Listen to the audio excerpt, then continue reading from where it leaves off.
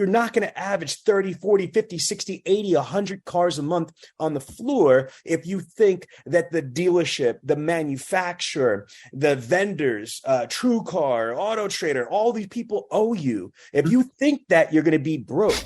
Let me ask you a question. Did you come here to listen to money or make it? This is L.A. Williams, the blind master. And Sean V. Bradley and I came here for one reason and one reason only. That's to fill your pockets with money. Now how we gonna do it? By giving you the secrets, techniques, and strategies for you to stop losing and start winning at this game called automotive professional sales. All right, everybody. This is Sean V. Bradley, president of Dealer Synergy, the creator of the Millionaire Car Salesman Group, the creator of the Millionaire Car Salesman Podcast, number one. And it is the end of the month. We're about to put the summer to bed. Before we do, I got a special guest. My man, Michael Watson, is part of the exclusive multi-billion-dollar dealer group, the Koons Automotive Group. And if you guys don't know, you better ask somebody, because Koons Automotive is one of the most dominant, the most professional, and the most profitable dealer groups in the country. So, Michael, welcome to the show, man. How you doing, brother? I'm doing great. As long as I wake up, I'm good, man. For sure. No doubt. Listen, we just interviewed, another one of your colleagues from the Koons Ford of Baltimore. And we've interviewed people from White Marsh Chevrolet. And so you're representing Koons Hyundai, right? Only Koons Hyundai. Only Hyundai and Koons. That's what's up. Okay. You're doing your thing. So how are them Palisade sales coming? Ringing bells? Keep them. As soon as they get there, they sold already. That's what's up. So let's get into it. Let's dive right into it, Michael. So tell us a little bit about your story, because it's a little bit unique to most people, but I can relate. That's why I'm really excited to interview. So tell us a little bit about your background. Yeah, man. I'm from the projects. I'm from Elizabeth, New Jersey. So that's like, it's just crazy. Like, just to make it out, it's like almost impossible. People don't know, like, they don't know it's bigger than Elizabeth, bigger than New Jersey. It's just people just stuck. So I was just happy to be one of the people that make it out. And I motivate the people now to tell you that it's something else out there other than being where you're from. So it's a lot of people I grew up with, they're in jail for the rest of their life. They're dead and stuff like that.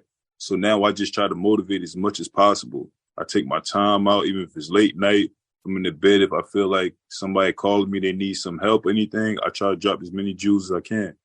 Now, I let my actions speak mostly, but I just try to help the youth. That's all it's about, is the youth. Yep. All right. So I don't know. Michael, you know my background or no? No. All right. So long story short, I've been in the automotive industry for about 25 years now. Mm-hmm. I've owned this company for 20 years. This April coming up will be 20 straight years. We have almost 4,000 rooftops in 6 countries, 29 covers of every major magazine. But I'm going to share this with you because you might not know, but my audience knows. I'm actually the star of a Vice TV show called I Was a Teenage Felon. So I'm actually the season finale for season 2, episode 10, Vice TV, Vice News. They did a whole hour episode because I grew up in Queens and Brooklyn, grew up in the projects. I lost 3 years as a juvenile. I was a kid, lost 3 years as a kid to a boys' home.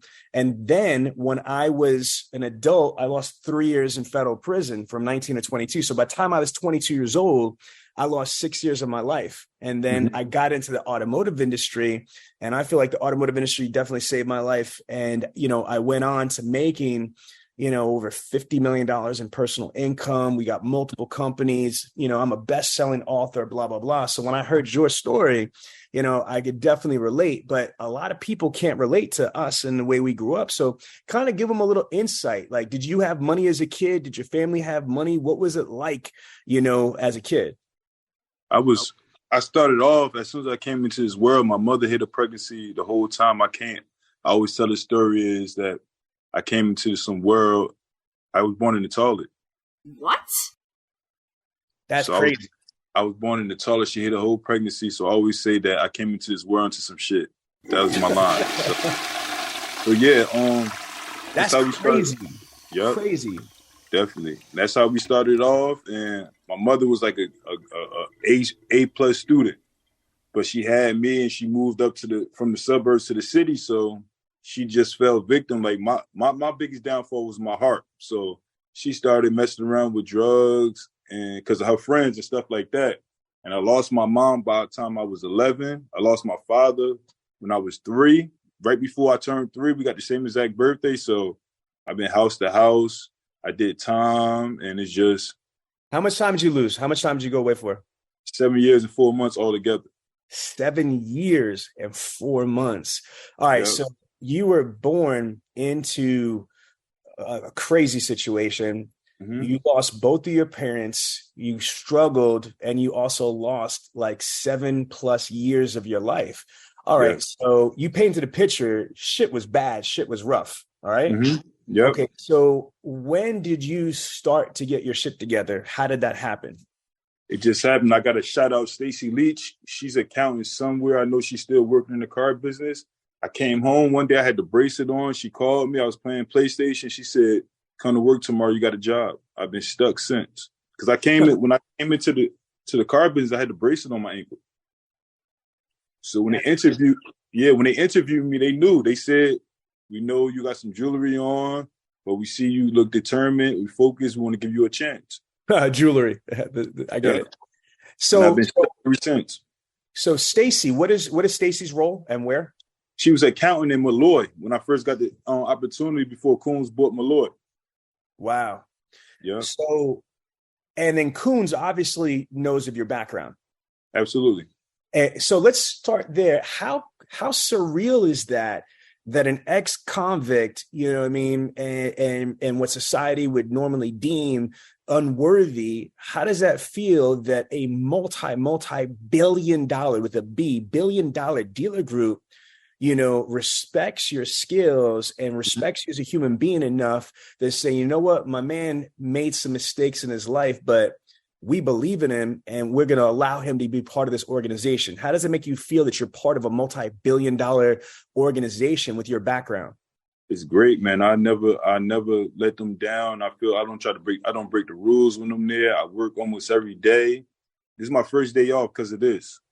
I worked 28 days straight. I said I was going to do that because I had a bad month last month.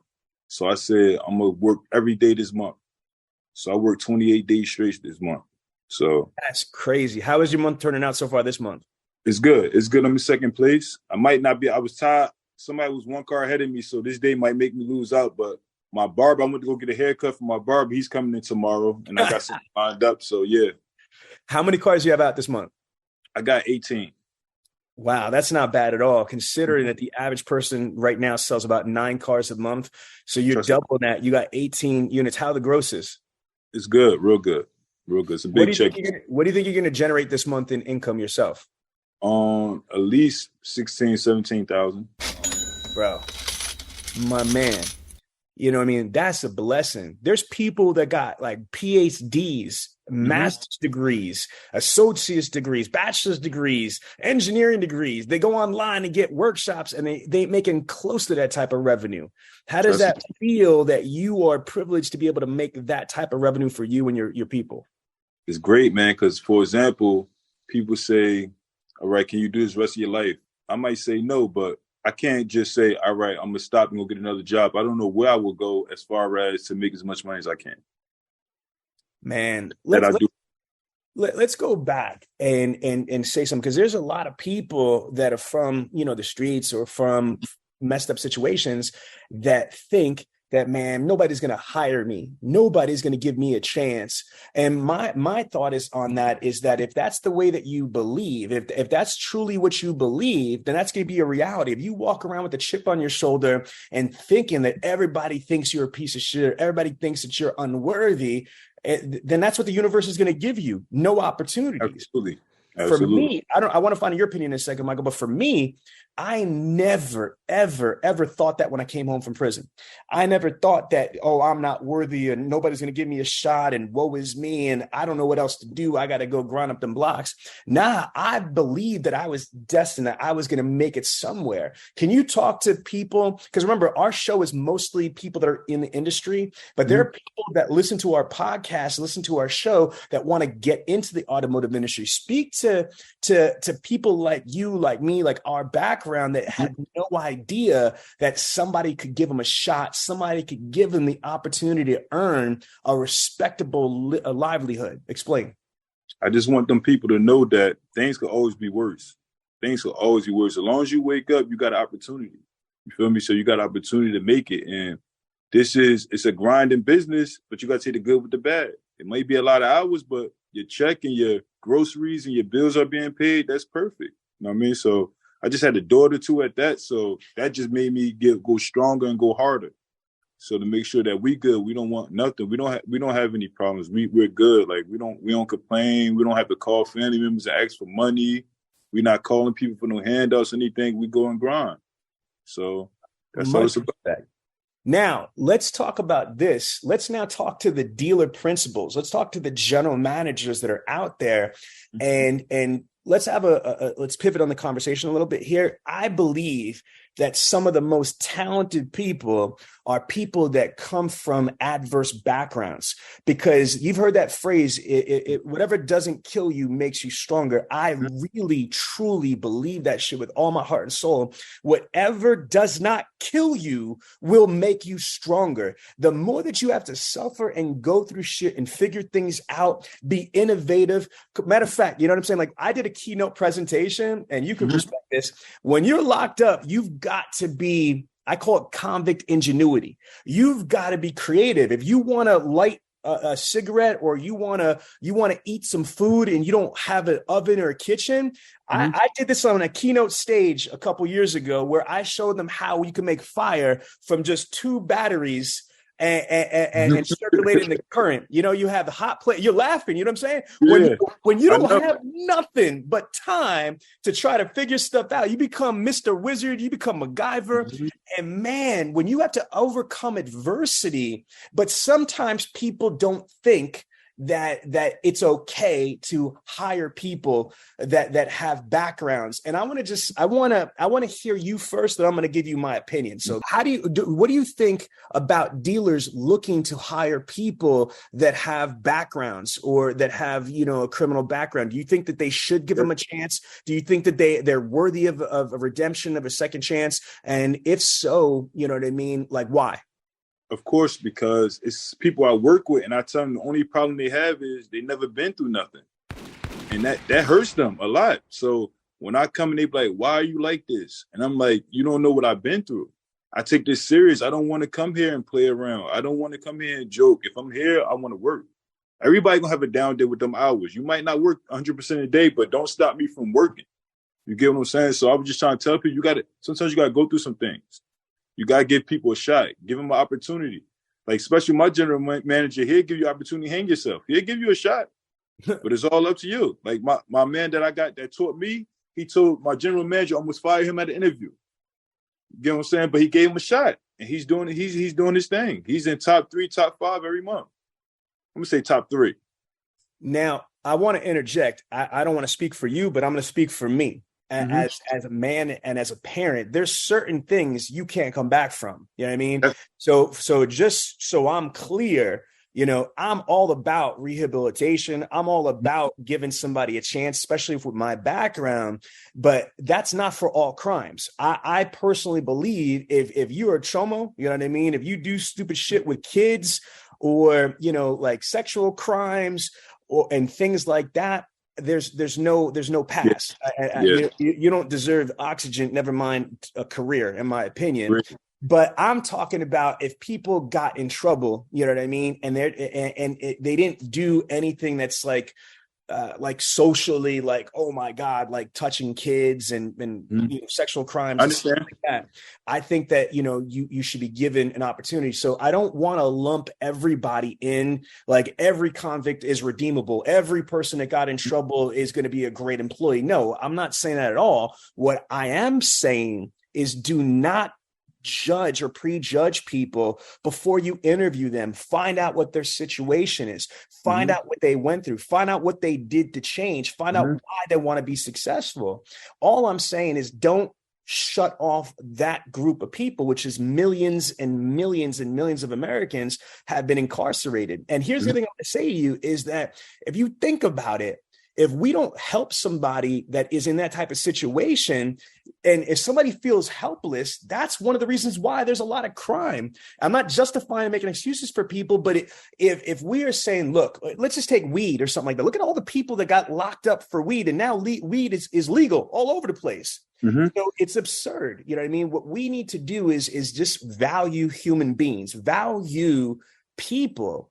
And on an individual basis, upon interviewing and inspecting and conversing with somebody, identify if that individual is worthy. All I'm saying is don't eliminate somebody because they made a bad decision as a kid or they came up in the wrong environment or the wrong neighborhood. Michael, what is your thoughts on that?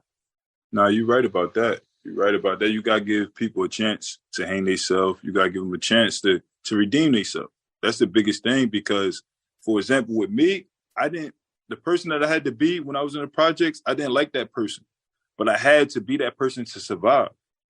You get what I'm saying? I never was in a gang. I wasn't tied to anything. I was just tied to my projects. But in order for me to survive, to be out there and be the leader, I had to be a lion.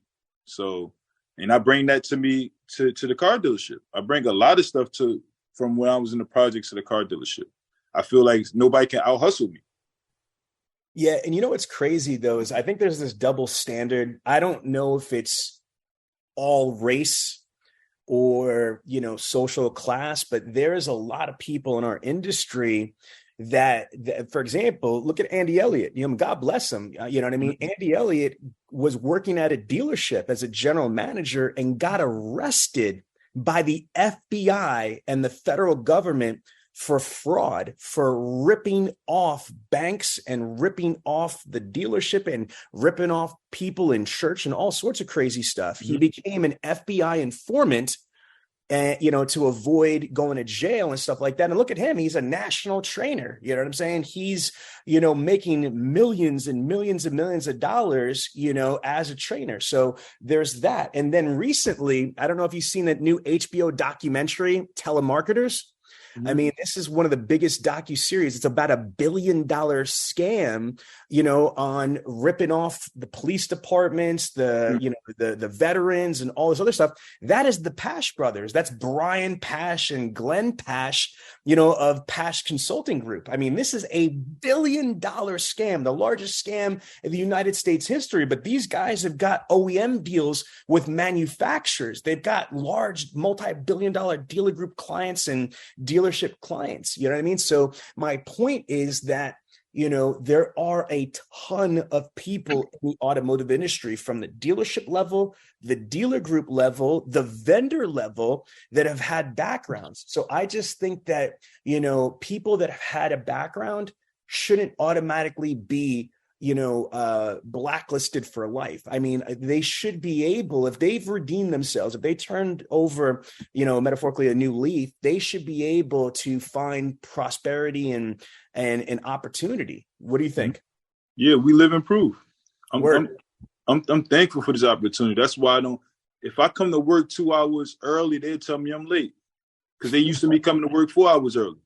If I take my day off, they be like, you don't take day offs. So it's a hustle though, but it's just crazy. And sometimes I hate taking my day off because I'm like, what am I doing here when I could be making some money for the house? Man, and I live 10 minutes away. You said something. This is go back to what you just said, is that you're built different, though. You're not here to play. That's the thing, man. If you watch the Vice episode, when I was a kid, I used to sell bulletproof vests to crack deals in Queens, clone cell phones, everything. I was like hustling like everything I could do in Brooklyn and Queens. I know how it goes. You know how it is. You know what I'm saying? Like when you're burning up them blocks, man, you're doing stuff like that is a different level of the hustle, where some of these people that are at the dealership, they're just waiting for the magic up bus to come through. They're waiting. They're in the huddle. They're complaining about the manufacturer. They're complaining about F&I. They're complaining about this. They're complaining about that. Man, I don't have no time to complain. I'm too busy grinding and creating opportunities. So I think that, adversity, like you said, desperation and need. I mean, what's more motivating than you need to eat or you need shelter? You know what I'm saying? Like, again, when you have limited options where success is your only option, then you're going to be successful. When you have no safety net. I mean, if you're on a high wire and there's no safety net, I bet your ass is going to be really careful when you're trying to balance, because there's no net underneath you. Yep. All right, let's transition this to talking about your success. Okay, where do you give us your successful tips to car sales? What have you found makes you so successful, brother? Talk to me about that. Yeah, it's kind of easy. Like when people first start, I tell my rule is I don't like talking to you for the first 90 days because I don't have faith that you're going to make it for 90 days. So I don't want to be, because if I'm nice, I might say, all right, you get that next car sale, I got the next one. I don't want to do that and you quit in 2 weeks. So my thing is, I want to see, I try to help you, but I still want to see that you focus. You got to be here every day. You can't stop complaining. Don't try to change what's going on for years and you just started working here. But my thing with my success is, it's nothing about the car. It just make the customer my friend. Now, if it's a lead and they come in here, right, I still just try to make them smile here and there. But if it's a fresh up, I don't care about the car for at first. I just want to make them my friend, get a few laughs and giggles. I show them my pictures of my daughters, but it's just building that. It get to the point where they say, okay, even if we don't like this car, we want to buy a car from you. If we can't get a car, we're going to send somebody to you. So let me unpack that. Let's go back to that 90-day rule. I love that. You know what I mean? It's a good perspective, man. The attrition means people that either quit or get fired. The turnover in a dealership is between 70 and 80%. It's astronomically ridiculous. So in your opinion, why do you think from you being at $1 billion dealer group and you being in automotive for years now, right? Why do you think most people are unsuccessful? Let's talk about why people don't even last 90 days. Talk to us. What do you think? It's a lot of things. For example, they're not sharks. They come in here, it's too hard. It's too many hours. They want to complain. They're not focused, and they just think it's something different than what they thought it would be. They thought it was just going to be easy money. And then you got me. If you got me making sure that I'm not going to let you outsell me, there's going to be other people that's going to follow up without me even being there. So we're going to put this pressure on you. Don't come here. When you come in there telling me I sell 30 cars, this is easy, we're on you. We're going to make it hard for you. You're not going to come out here and outsell us. You got to get in line. You know what I mean? You got to play your part. Everybody got a part to play. So it's a lot of people that are coming here. It's some people that I was cool with. But when they came here, I told them, like, we no longer cool right now. I need 90 days. You came to be a finance manager. They're making you sell cars. We're not cool no more. Now, I can see if it was a real close friend, but it's just somebody I know that I consider we was cool. He called me his friend or something, but no, we're going to make it hard on you, bro. We definitely going to make it hard on you. So the first thing I heard you say is that like false expectations. People get into this industry because they hear that you could make money. Okay. And you could make this amount of money. And any manager is trying to hire you, owner's trying to hire, they're going to tell you what the average person makes and what the person that makes the most makes. But they don't tell you that you have to build this on yourself. You have to know time maximization, work-life balance. You need to understand process. You need to understand CRM. You need to be good communication on phone, email, text messages. You need to be, coming earlier, work hard. This is like your own business. So is that what I'm hearing you say, is that one of the biggest problems is false expectations, or they don't really understand how much motivation, self-work this really is. Is that what you're saying? Yeah, they don't want to sacrifice. They don't want to take them 3 months of not making no money. They want to think, oh, if I don't make this. But I got it to a point where I can see when you got the face when you about to quit. Bro, I tell you, I said, you got the I'm about to quit face on. I give you about 2 more weeks, and it happens 90% of the time. I see it. Wow. For real. Okay. And so that's the first thing. And then the second thing is the hours, okay, is that people don't realize when in the beginning, when you don't have a book of business, if you're not from that community, if you don't have tons of relationships and a big network, you have to live off the land, which means you have to take fresh ups, phone ups, internet ups, work the service drive. And, that's not something you could just do in 5 minutes. You need to invest a lot of time when you first start to lay the foundation of yourself in an organization. So they don't really understand that. Another thing I heard you say is that they're wasting a lot of time bitching and complaining and being in the huddle and being with the other lazy people or the mediocre people that's there. Can you give us some other reasons why people wash out, quit, or get fired? For example, they don't understand. They just come into business like we have training. They don't know that managers have training too. The managers get videos to train where they could just look and see who's not in the showroom. They don't know that. They just thinking that, like, for example, like a little kid, they do some things that they think that we never was a kid before. So a lot of salespeople do some things thinking the managers never sold cars before. And so that's where they mess up. And I be trying to tell them, like, if they, for example, they see me leave for an hour, you don't know I came here 4 hours early. You don't know I was here on my break. You can't do what I do. You get what I'm saying? Like, I'm going to make it up. If I have a bad day, I'm going to make it up. So they don't understand that. They think they've been here for 3 weeks. They sold 6, 7 cars. They think they're the man, but they rather give you money. Because, for example, say you're on a rookie plan. They rather give you 7 new cars because you're getting paid $50 a car. And so some of the managers are getting that money that they give you. It's not that you're good. They don't understand that.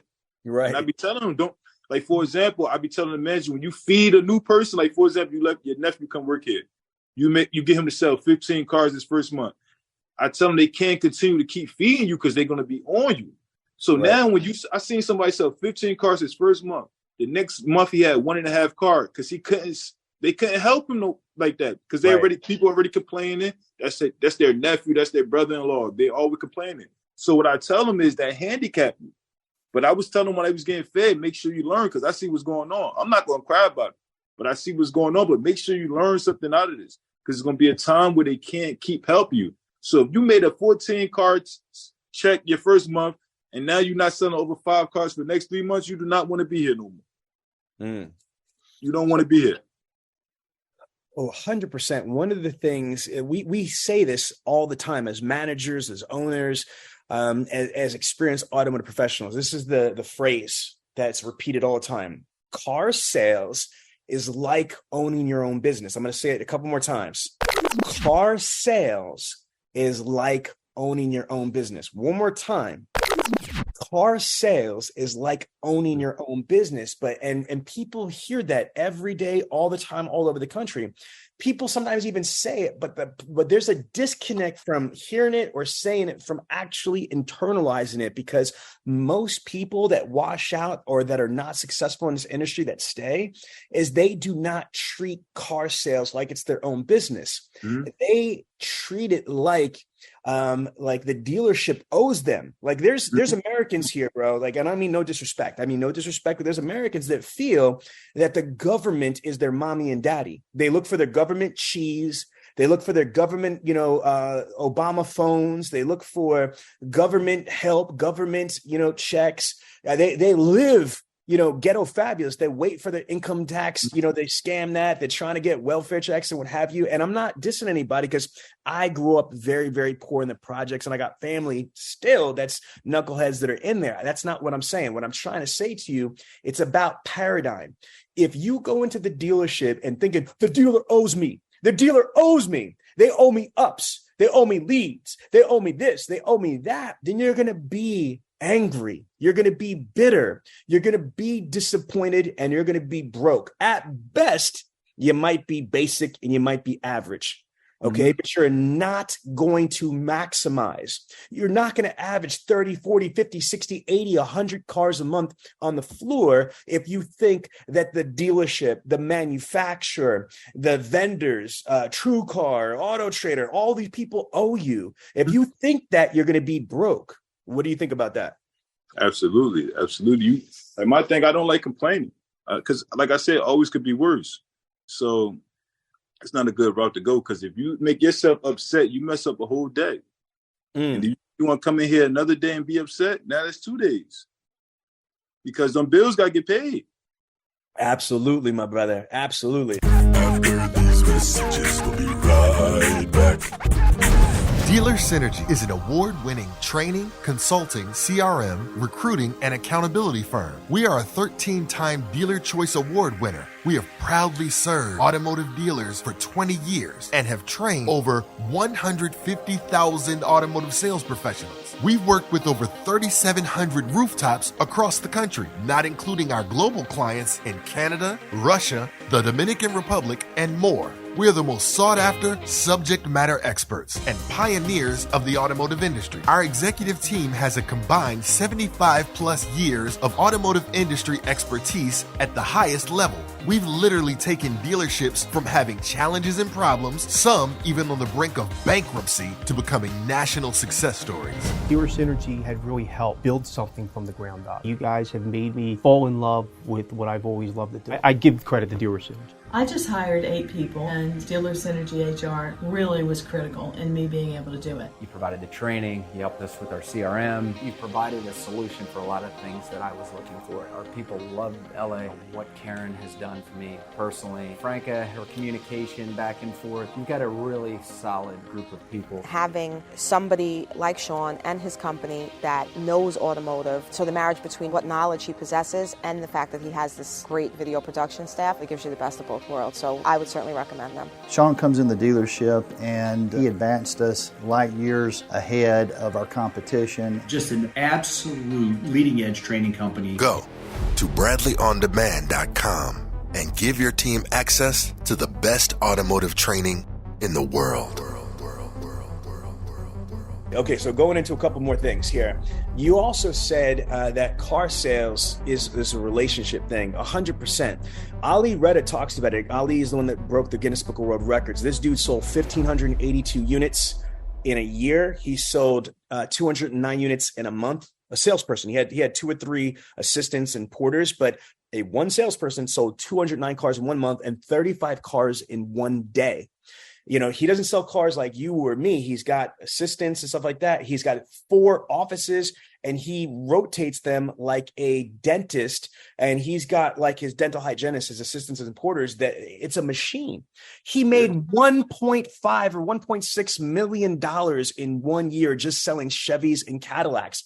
And by the way, he's on Bradley On Demand. He's one of our featured, trainers and subject matter experts. So like you and your entire dealer group are clients of Bradley On Demand and Dealer Synergy. So you guys have access to this. All of our listeners, if you guys are on Bradley On Demand, you could learn how an Ali Reda does this directly from Ali Reda. So my question to you is, it sounds like you agree with Ali that sales is a relationship thing. If you don't treat it transactionally and impersonally, you're going to be able to build customers for life. So give us some tips. If you want to role play, so if I was in your showroom and you sell Hyundais, right? So let's say I came in for a Palisade. So, okay, let's role play. Okay, brother, let's get on. Like, I know real hustlers are about this life. You don't need to be warmed up. So just straight freestyle right here. You up me. Okay. So you met me at the door. You shook my hand. Go. Mm-hmm. How you doing, sir? What brings you in here today? My name is Michael Watson. Oh, Michael, my name is Sean. I'm actually interested in buying a Palisade. I think these SUVs are gorgeous. You talking about the hottest car on the street? Hottest car on the street. You see them everywhere, right? Yeah. Yes. Those. That's why I'm here, for the Palisades. We can walk over here and take a look at the spaceship. Come on. Yep. So we come over here, best warranty in the world, 3 years free maintenance. I guarantee after we take this test drive, you're going to love it. It's going to speak to you as soon as you get in here. All right. Perfect. Okay. Now, what's your personal process when you up me? Okay, you just said that you took me to the Palisades right here. Do you take me to your desk, get a customer worksheet, and start qualifying me, or you go right to the car first? So first, I just want to see, you got to see what type of customer you're dealing with. So if you could just tell, for example, like, do you have a trade-in or you add to the collection? So when you say you got a trade-in, it's like more than likely, all right, we have a deal. Let me put your trade in your system. We're going to take this test drive, and all needs your license. And I'm not going to qualify you. I'm going to treat you like everybody else. So we just going to go take the test drive, and we're going to go from there. When we come back, I could ask a few questions, ask about where you from, kids, what school you went to. Like, my thing don't even be about the car. Like, just as we having a conversation, that's when I'm like, oh, yeah, this does this. I sneak those in the features. I get about 3 hot buttons. I sneak those in the features. Well, demonstrate that. So let's say you're asking this question. Let's do it for real. So as we taking the test job, I ask them, like, I make sure they get all their stuff together. First, before we leave, I'm like, some features that you will love before we even take it before we take a test job. Like, you got the sounds of nature, you got the auto hold. You got to teach them how to use the auto hold. You can't use the panoramic sunroof during this test drive because I've seen customers go like this while they driving. I learned my mistake. I can't do that. So that's what I do. I just touch on a few buttons. We just have a conversation. I just try to give me as many laughs as I could get. I offer them some water too before we go on test drive, anything like that. Water, beverage. I go spend my own money. So we go from there. Yep. All right. So then let's just say that, things are great. I'm having a good time. Do you have any trial closes, or do you have any questions that you ask to be able to gauge if this person is really want to buy the car today? How do you do that?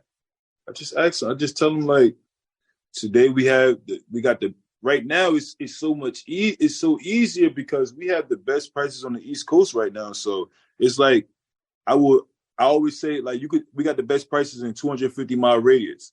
When they like, everybody said it, I said, pull it up in your phone, Google it. Go ahead. Or I pull it up on my phone. They never do it. Never. I said it 1,000,000 times. They never. I'm like, go Google it. 250-mile radius. I could say 400-mile radius. Whatever I say, they never questioned it. Okay, we got you. And then we got it so good because our pricing is so aggressive. When you look at the Carfax, we might be selling this car for $50,000. But on the Carfax, it shows you if you take this to CarMax tomorrow, they're going to give you $55,000 for this. I know you're not going to get a better price than this.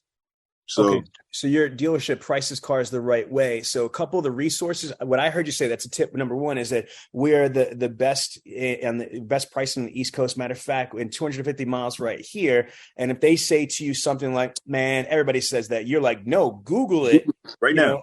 Again, you know what? That makes sense because, when you offer free delivery, such a small percentage of people actually take you up on it. It's more psychologically powerful just offering it. Like for me, I always offer free delivery because it just sounds fly. It sounds like, wow, that's different. I'm not worried about doing all these free deliveries because if I offered 100 people in sequence, 1, 2 to 100 free delivery, maybe 4, 5, or 6 people take me up on it. So 4 to 5% of people might actually take me up on it. I guess it's the same thing with you. If you say to somebody, hey, Google it, most people won't even bother Googling it, but it reinforces what you're saying because you're so confident. I like that. I also like what you said, again, about this not being about the car. It's about building that relationship, that rapport. Any other questions or stuff that you do to get me primed to close me? Do you go for the closing question on the test drive or when we're back at your desk? I'm just saying, how you like the car? We're going to make something happen today? Okay, that's simple. How do you like the car? You want to make something happen today? And I guarantee you, if you give us the opportunity, we're not going to let you down. I guarantee it, though. I guarantee you, if you give us this opportunity, we won't let you down. And if they say, now I'm really interested in the vehicle, how do you handle the negotiations and how do you close them? Like, what do you say?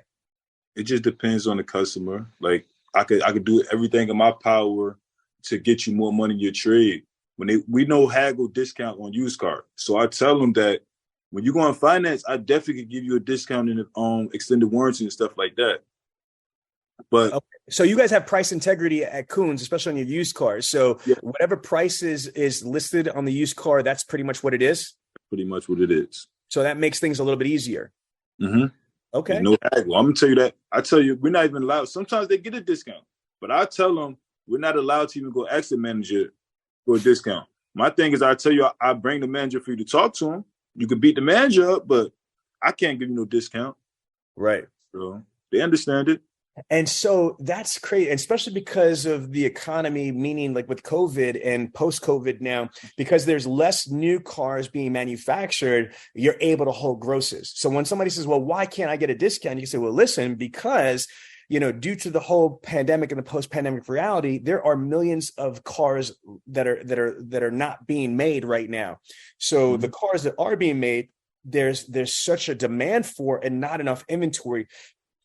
So it's more expensive. And then because there's less new cars available, it actually shoots up the pricing and the value of used cars. So we have a policy here at Koons Automotive or, Koons Hyundai that, we don't discount our vehicles. However, what I can do is I could have you bring my manager over here so you could have a conversation with him or her and go from there. Is that kind of what your process is? Yep. And then when I tell them that I can help you out extended warranty, that means they got to take that next step. Yes. So now the finance manager, I did my job. So now you finance queued him up. Yes. So you queued them up for the warranty. So you pre-sold the warranty. Mm-hmm. Okay. And every pencil I sell, I put, if terms are agreeable, I write it myself just to give you some comfortability. They love that. And I say, when the finance manager see that, that means interest rate, monthly payments. That's all they really coming here for. So I try to give them away from the bottom number because some customers might be a hard ass and say, no, I just want this bottom number to come down. They don't understand where it doesn't really mean anything if it don't get you to your payment. So that's why I put, if terms are agreeable, give them some comfortability. And they love that. So go back to that. So let's say you've got somebody, how do you handle adversity? So like you just said, there's some people that are stuck on the bottom line price. Let's role play. Let's say I'm one of those difficult people. I'm going to play that role. So I'm like, Michael, I'm trying to get this down to about $35,900. What the price was at? What, $38,000? Yeah. All right. So I'm just telling you, I'm not saying it's not a lot of money. Every $1,000 is only $16 to $20. I'm not saying it's not a lot of money. I keep telling them that. And you don't make a payment for first 45 days. So it's just only about $32. You really like this car? You really want this car? Or you going to let $32 a month stop you from getting this car? You could be qualified for 84 months. And it might turn to $20. But then if you go to another dealership, you're going to definitely pay more. You don't need to run your credit anymore. So, you know what I mean? So, yep. So I like that. So what you do is, the objection is the price of the vehicle. What you're doing is you're getting them off of the 35,000 or that final number, and you're translating into something that's more realistic, which is what their real concern is. What is their monthly payment? Because you're 100% correct. The majority of people are payment driven, not price driven, even though they say they're about the price. Mm-hmm. Most people, if you said to them, listen, if I could get you at $300 a month on this vehicle, would you care how much the price of the car is? I don't care if it's $100,000 if you could get me into $300 a month. Not literally, I'm exaggerating, but that's my point. So I like that. So one of your strategies is to redirect them and refocus them off of the bottom line price towards payment. Then I also heard another thing that you said is you concept bump them on term. You said you might even be able to qualify for to go out to X amount of months to be able to get the payment down even further. Okay, let's redirect the interview, and I want to go into a couple other questions here, Michael. What would you say your biggest challenges are dealing with customers right now? Is it inventory? Is it price? Is it down payment? What is your biggest challenge you have in selling cars? My biggest challenge is allowing outside of work to affect me. Outside of work, or because my managers, they can have an attitude, and I can let that get to me. I got to stop letting other things get to me and mess up my day. My thing is I take a walk around the dealership. When I get upset, I take a walk around the dealership because I don't like to complain. So that's what I try to do. I just try my best not to because even though I got 26 nieces and nephews, I got a bunch of sisters. I got a bunch of friends that still knuckleheads, that still doing the stuff that they're doing. I'm trying to get them out. So I allow some things outside of work to affect me. So that messes me up sometimes. When I'm with a customer, I turn it off though. But if you know me, my managers, my coworkers, they can understand when I'm upset. But that's my biggest thing with selling cars. It's not the customer. It's either we could do it or we can't. Our price is too aggressive. So you willing to go I try to make the customers feel like it's me and them against the managers. And no matter what they say, I make them believe me. And I go to the manager and say, forget everything they said. I'm just telling you what they was asking about. But I just try to make it feel like, so they feel that way. I be making them feel like it's us. I tell them I can have 10 cars out. I could tell them I got 25 cars out. I don't need no more cars out. And they feel me. So that's what it really is. So when I ask you directly, what is your challenge with customers? And I love that, man, because I feel the same way. I have no problems with customers. Yeah. Because at the end of the day, you're either pregnant or not pregnant, meaning you're either going to sell the car or you're not going to sell the car. Let me repeat that, folks. Listen to me. It's not that deep. It's not that complicated. I think we on the floor, when we're selling cars, we overcomplicate the situation. You got to realize the majority of people in 2023 going to 2024, they don't go to a dealership for the hell of it. They don't turn around and say, you know what? I wonder what my horoscope is. Let me call a car dealership and find out. No, people are coming to you because they either want or need transportation. I'm going to repeat that. They're coming to you either if they want or need transportation. We're either going to be able to sell them a car or not sell them a car. Now, if we are like Michael over here, if we're a professional and we're successful and we've got a process, then we should be fine. Okay, now, I love hearing that. A couple other questions.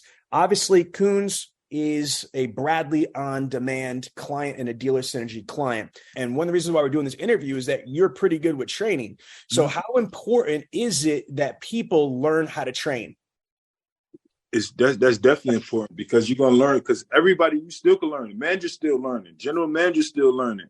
I'm still learning. Like, you can teach the next person. So watch that's this. important.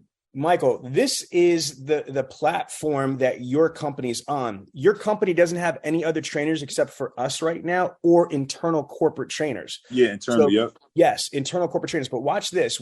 Koons provides you and all of your team members the largest training platform in the world. We have over almost 9,000 training modules in the platform. And when you log in, I want to kind of just go over, because I want to just share something, especially now that I know your background and stuff like that. You're going to be blown away what I'm about to show you. Will the real best car salesman in the USA please stand up? How does one man getting people to believe what's possible outsell most dealerships? Why should I limit myself at 20 cars or 30 cars or 40 cars or 200 cars? He's got to be one of the greatest. You listen to a lot of the interviews that people are having about Kobe now. None of them are saying anything about basketball. It can't just be about moving units. I'm here to help leave the industry better than when I found it. As a car salesman, I am a business owner. I just own a dealership inside of a dealership. That became so successful. How? And you got to put your heart in it. You got to put your mind in it. You got to do it right. And training is a huge part of it. This is your life. This is a career. This is not a job. You got to study the CRM tool.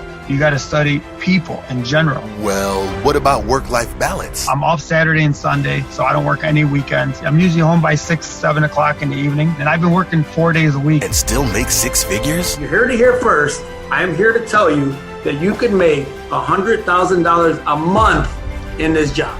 Now, those results aren't typical, but why not learn from the gentleman who broke the Guinness Book of World Records by selling 1,582 units in 1 year, 209 units in 1 month, 35 units in 1 day? Ali Rita makes over $1.5 million a year selling cars. So what would happen if you followed his strategies, systems, philosophies, and best practices found on Bradley On Demand? Sign up now.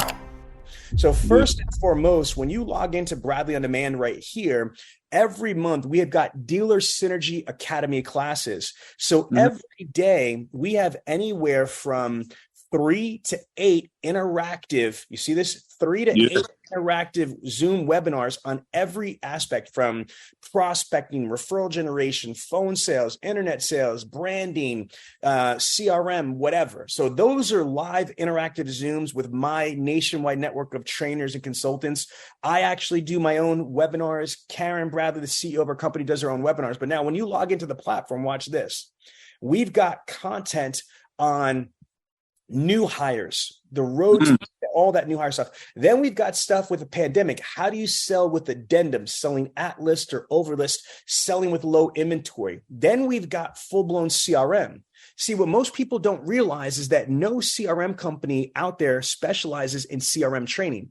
The only thing they do is product training. For example, you work for Hyundai. Hyundai manufacturer does not teach you and does not certify you on the road to the sale or how to sell cars. Not at all. The only thing Hyundai manufacturer teaches you is product knowledge. It's up to you and the dealership to learn how to sell the cars on your own. Facts. Same thing with the CRM company. Your CRM company is Reynolds and Reynolds. Reynolds doesn't teach you about action plans, process, templates, scripts, and how to sell appointments and how to sell cars through the CRM. They only teach you buttonology. So in Bradley Demand, we have a whole entire section to teach you everything that you need to know on how to master CRM, how to make appointments, get appointments to show up, and how to sell cars utilizing CRM, data mining, equity mining, all that stuff. We have a complete phone sales section here, outbound process, inbound process, qualifications, objections, rebuttals, value package propositions, specific phone calls. We even have voicemail and, closing tactics. We even have a course for receptionists. We have a course, brother, for text messaging. Everything that you need to do to teach you how to maximize text messaging. We have internet sales, BDC, vehicle acquisition, service BDC. Now watch this. This is where I'm getting into you. Showroom sales, brother. Check this out. Mindset, projecting, forecasting. Look at this. There's 8 ways to sell a car. The NADA says the only reason why the average salesperson only sells 9 cars is because they're only utilizing 2 or 3 ways. Dealer Synergy and Bradley Demand shows you there's 8 ways that a showroom salesperson can sell cars. Watch this. Walk-ins, B-backs, prior customers / orphan owners, internet ups, phone ups, service conversions, referrals, and the lost art of prospecting. Do you know that you have a woman named Morgan Brittany? She works for White Marsh Chevrolet. She sells 45 to 50 units a month at your sister's store at White Marsh Chevrolet, and she sells 18 to 20 cars a month directly from the service drive, my brother.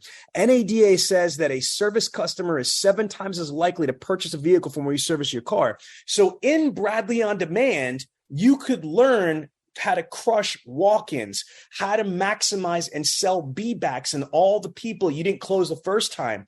We have an entire section on how to, sell to previous customers and to orphan owners, how to sell to internet ups, how to sell to phone ups, how to work and sell to service drive, how to generate massive amount of referrals, and how to build your brand within the dealership's brand for prospecting. Now, here's the next thing. I don't even know if you know, and you've been my client for years. Koons has been my client for over 4 years, brother. And did you know that we have a section on here for the Millionaire Car Salesman? We talked about Ali Reda. Ali broke the Guinness Book of World Records. Look at this. Inside of here, we have hours of his content taught directly by Ali. We have Ali's complete training, philosophies, everything, hours and hours of interviews and breakdowns, on marketing, branding, closing, sales, relationship, etc. Then we have Frank Crenity.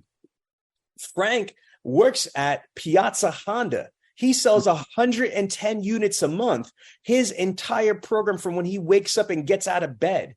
And then we have all of his marketing. Do you know that he sells 30% of his cars, 30 units a month out of his 100 plus come directly from his personal Facebook page. And he breaks it all down. He even posts his exact campaigns that he did. Then we have Cody Carter, who works for Tustin Toyota. This guy sold 154 cars in March in 1 month. He sold 1,200 units last year. He made $1.1 million in personal income, not gross, in income last year. And we have his entire program here. I actually flew to his dealership and I shot his dealership like a Hollywood studio, his entire road to the sale. He specializes in using Facebook groups. Bro, he's in groups.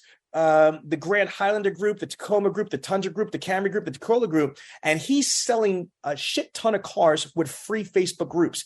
I interviewed him on my podcast 2 weeks ago, and he showed how within 1 hour posting the VDP into the Grand Highlander group, he spotted a car, took a deposit, and took 2 more deposits because he didn't have any other inventory. Within 1 hour, he sold 3 cars off of a free Facebook group.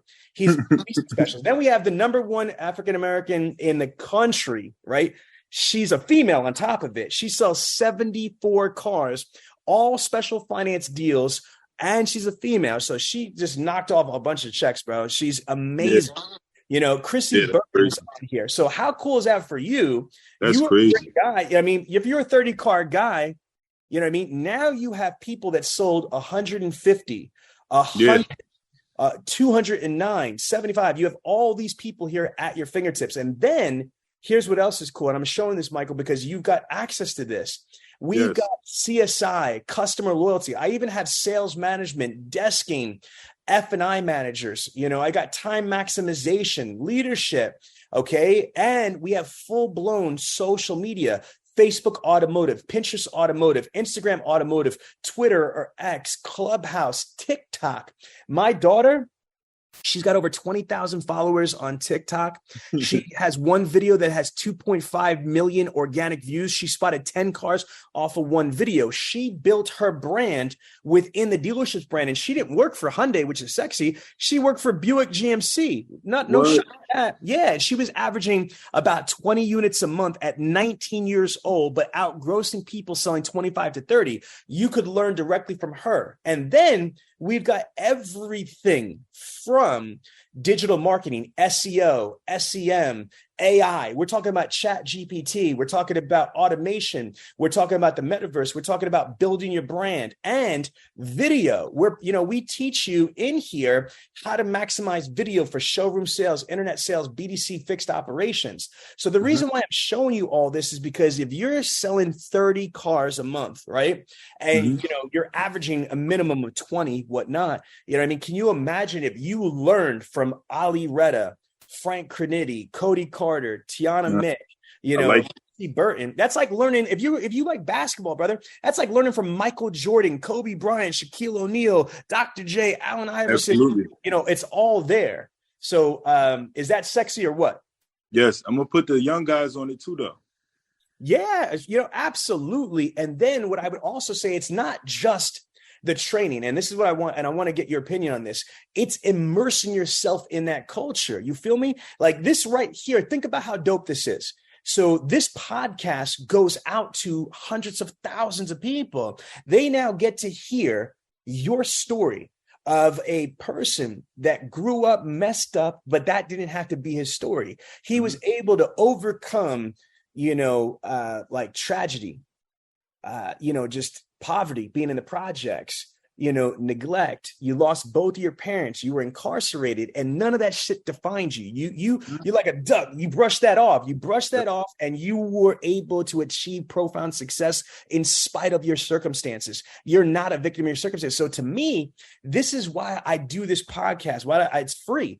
I want people to hear from other people that are doing it and have done it. And my motto, I'm taking this from Brad Lee, is I want to get the information from the people that have it to the people that need it. Let me repeat that. I want to get the information from the people that have it to the people that need it. So yes, put them young boys, young girls, put them newbies onto the Millionaire Car Salesman Podcast. Let them hear from you and Cody Carter and Frank Crenity and Tiana Mick and everybody else, but then have them go into the group, into the community and synergize. You know what I'm saying? Synergy is defined as two or more agents that come together are greater than an individual effect. What I'm saying is this.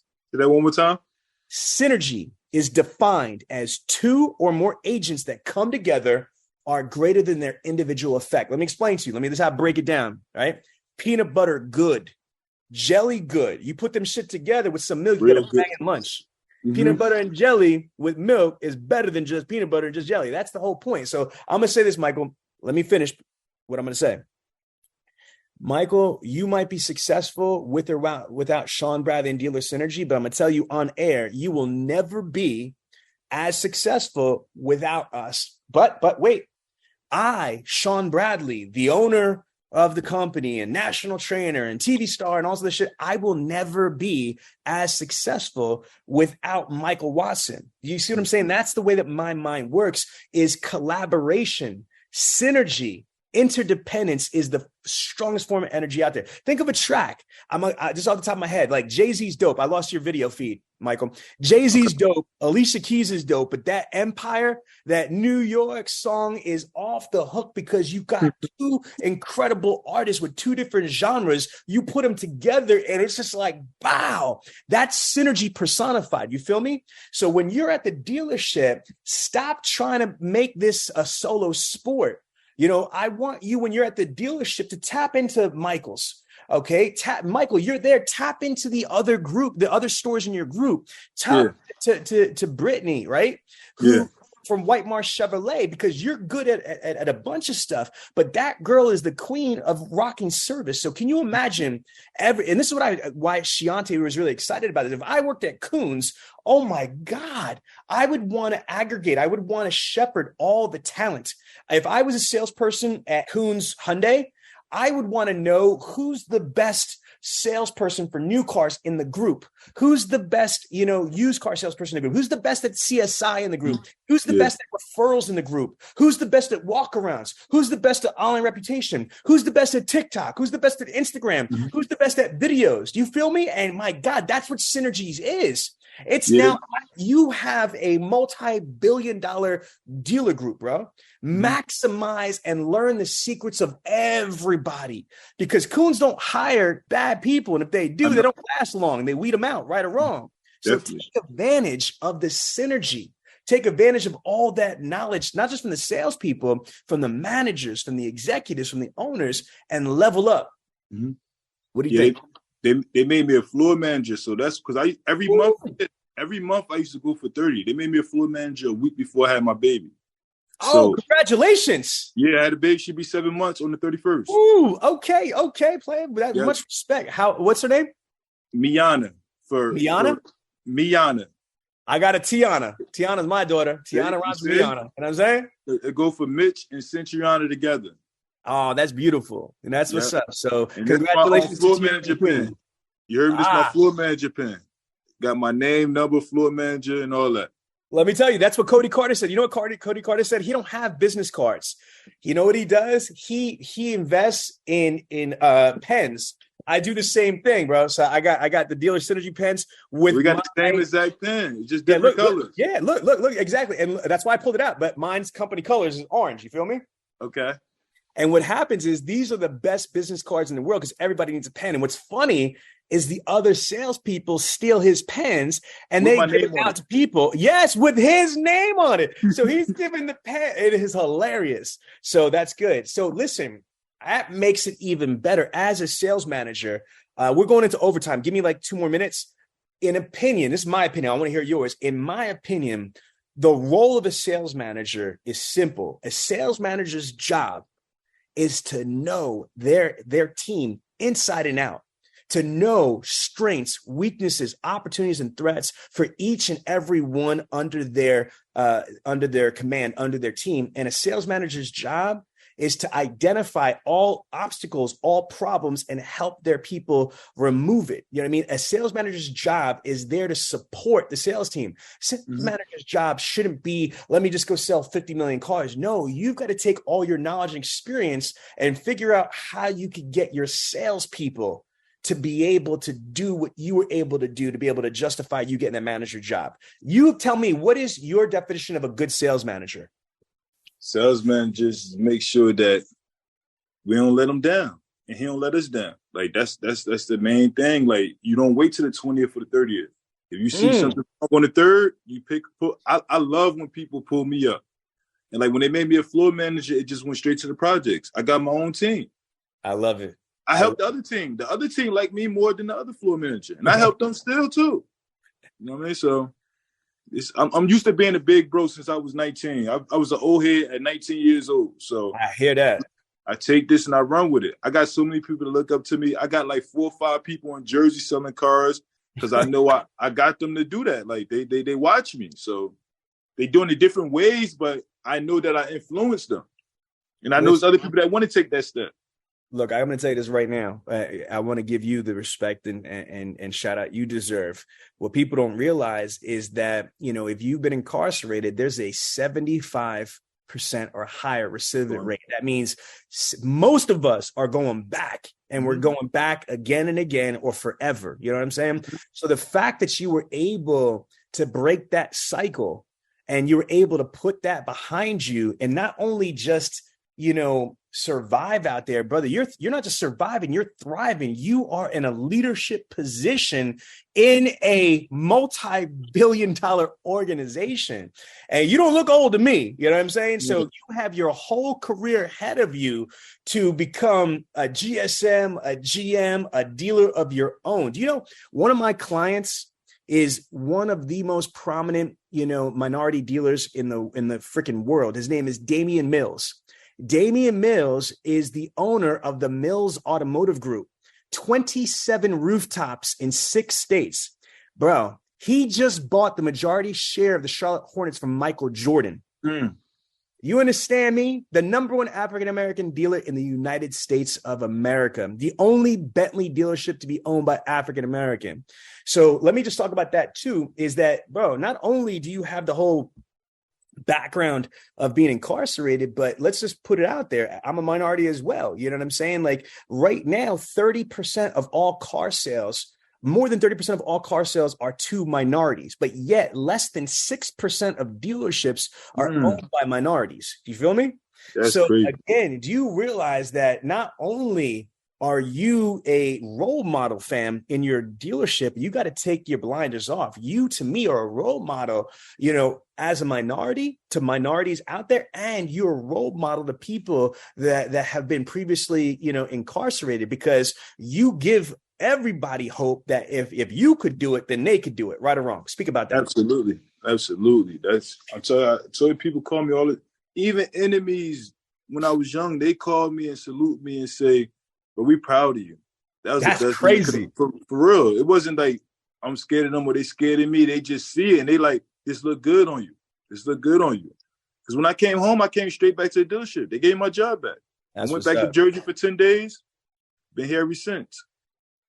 Well, listen, it was my privilege to be contact. Interview. I need your social media, all that. I need just contact, and we just email me. I definitely want to keep in contact. And what I'm going to do is I'm going to kill the interview in a second, but I want to give you like the last word. I want you to talk to your team. I want you to talk to young people in the industry, and this is your time to freestyle. So I'm going to spotlight you right now and just talk to the people. You have a massive platform. Speak your mind, brother.